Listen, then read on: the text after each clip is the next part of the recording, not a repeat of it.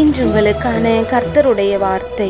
அவர் தாமே நம்முடைய பலவீனங்களை ஏற்றுக்கொண்டு நம்முடைய நோய்களை சுமந்தார். மத்தேயு 8:17.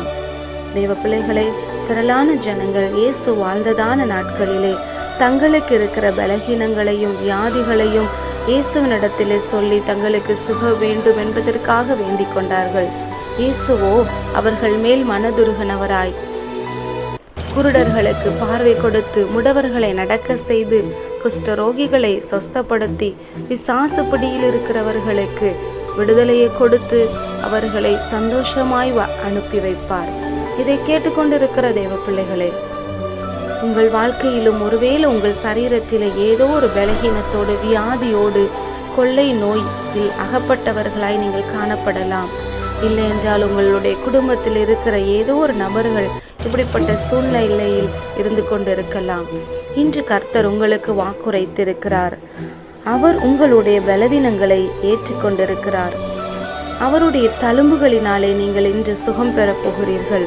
உங்களுக்காக ஜீவனையே சிலுவையில கொடுத்த தெய்வம், உங்களுக்காக இரத்தத்தை சிந்தின தெய்வம், சிலுவையை சுமந்த தெய்வத்துடைய தழும்புகளினாலே நீங்கள் இன்று சுகம் பெறப் போகிறீர்கள்.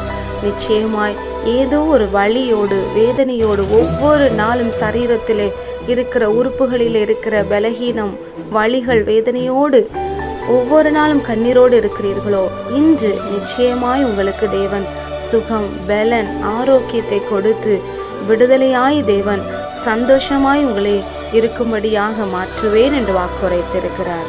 ஜெபம் செய்வோம்.